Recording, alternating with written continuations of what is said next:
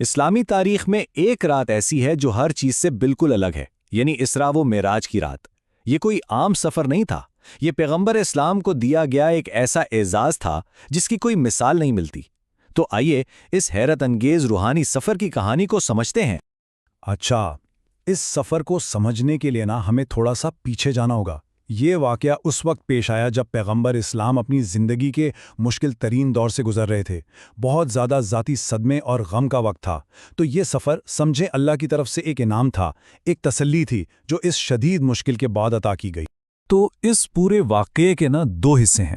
پہلا ہے اسراء، یہ رات کا زمینی سفر تھا مکہ سے یروشلم تک، اور دوسرا ہے معراج، یعنی یروشلم سے آسمانوں کی بلندیوں تک کا سفر۔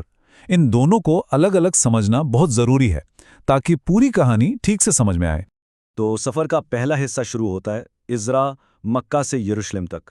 کہانی کچھ یوں شروع ہوتی ہے کہ جبرائیل علیہ السلام پیغمبر کے پاس آتے ہیں، اور اس آسمانی سفر کی تیاری کے لیے سب سے پہلے پیغمبر کے دل کو پاک کیا جاتا ہے۔ یہ ایک بہت گہرے روحانی تجربے کی تیاری تھی۔ اس سفر کے لیے ایک بہت خاص سواری کا انتظام کیا گیا تھا جس کا نام تھا براق۔ یہ نام برق سے نکلا ہے جس کا مطلب ہے بجلی، اور یہ اس کی رفتار کی طرف اشارہ ہے۔ روایات بتاتی ہیں کہ یہ ایک سفید جانور تھا جس کا ہر قدم وہاں پڑتا تھا جہاں تک نظر جاتی تھی، یعنی ناقابل یقین حد تک تیز۔ تو براق پر سوار ہو کر یہ زمینی سفر اسراء شروع ہوا، لیکن یہ صرف ایک جگہ سے دوسری جگہ جانا نہیں تھا۔ یروشلم پہنچ کر ایک ایسا تاریخی لمحہ آنے والا تھا جہاں پیغمبر اسلام تمام پچھلے انبیاء کی قیادت کرنے والے تھے۔ یروشلم پہنچ کر جو ہوا وہ بہت ہی غیر معمولی تھا۔ پیغمبر اسلام نے حضرت آدم علیہ السلام سے لے کر حضرت عیسیٰ علیہ السلام تک تمام انبیاء کی نماز میں امامت کی۔ یہ ایک بہت بڑا اشارہ تھا، اس بات کا اعلان کہ نبوت کا سلسلہ ان پر آ کر مکمل ہو گیا ہے اور وہ تمام انبیاء کے سردار اور آخری نبی ہیں۔ یروشلم میں انبیاء کی امامت کے بعد اب اس سفر کا وہ حصہ شروع ہوا جس پر عقل حیران رہ جاتی ہے، معراج، یعنی آسمانوں کا سفر۔ پیغمبر اور جبرائیل علیہ السلام نے اب زمین کی حدود سے نکل کر ساتوں آسمانوں کی طرف پرواز کی، اور یہ سفر آسمان بآسمان آگے بڑھتا رہا۔ ہر آسمان پر ایک پیغمبر نے ان کا استقبال کیا۔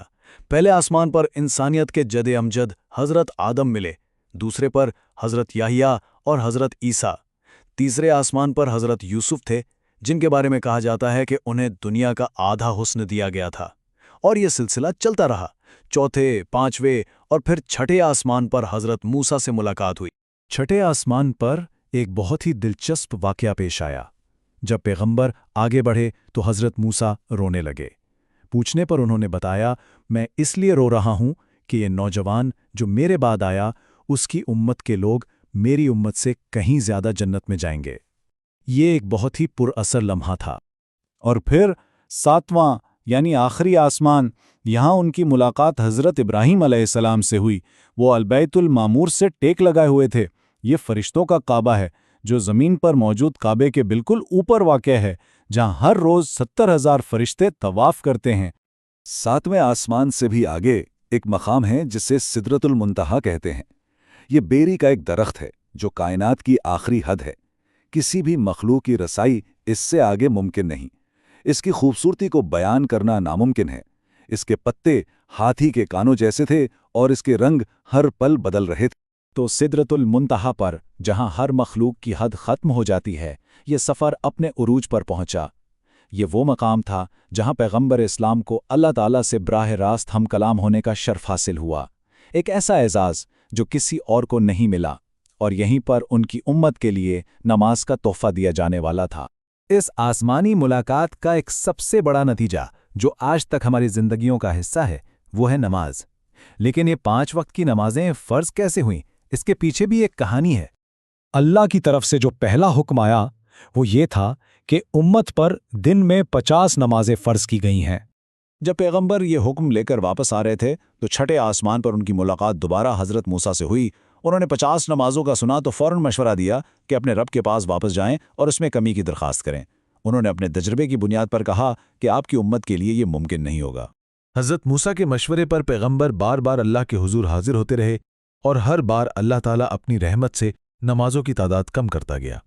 یہ سلسلہ چلتا رہا یہاں تک کہ 50 کی تعداد کم ہو کر صرف 5 رہ گئی۔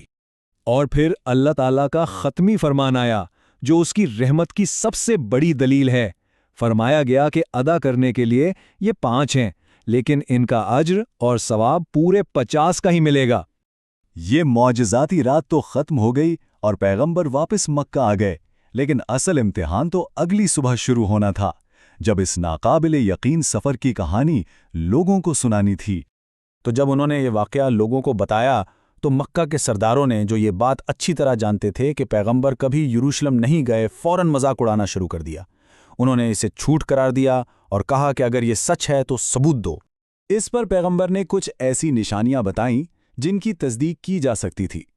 انہوں نے نہ صرف یروشلم کی عمارتوں کی بالکل صحیح تفصیلات بتائیں، بلکہ راستے میں ملنے والے تجارتی قافلوں کے بارے میں بھی بتایا، جیسے ایک قافلے کی صحیح جگہ، ایک دوسرے قافلے کا گمشدہ اونٹ اور ایک تیسرے قافلے کے ایک خاص پانی کے برتن کا ذکر کیا۔ جب وہ قافلے واپس مکہ پہنچے تو ایک ایک بات بالکل ویسی ہی نکلی جیسی بتائی گئی تھی۔ جہاں ایک طرف لوگ شک کر رہے تھے اور ثبوت مانگ رہے تھے، وہیں پیغمبر کے سب سے قریبی ساتھی حضرت ابوبکر نے جب یہ سنا تو ایک لمحے کے لیے بھی نہیں ہچکچائے۔ انہوں نے کہا، اگر یہ بات انہوں نے کہی ہے تو یہ سچ ہے۔ میں تو اس سے بھی بڑی بات پر ایمان رکھتا ہوں کہ ان پر آسمان سے وحی آتی ہے۔ یہی وہ موقع تھا جب انہیں صدیق یعنی تصدیق کرنے والا کا لقب ملا۔ تو آخر میں سوال یہ رہ جاتا ہے کہ 1400 سال پہلے کی ایک معجزاتی رات آج بھی 1 ارب سے زیادہ لوگوں کی زندگیوں پر کیسے اثر انداز ہو رہی ہے؟ اس کا جواب اس سفر کے سب سے بڑے تحفے میں ہے، یعنی 5 وقت کی نماز، جو آج بھی دنیا بھر کے مسلمانوں کی زندگی کا مرکزی حصہ ہے۔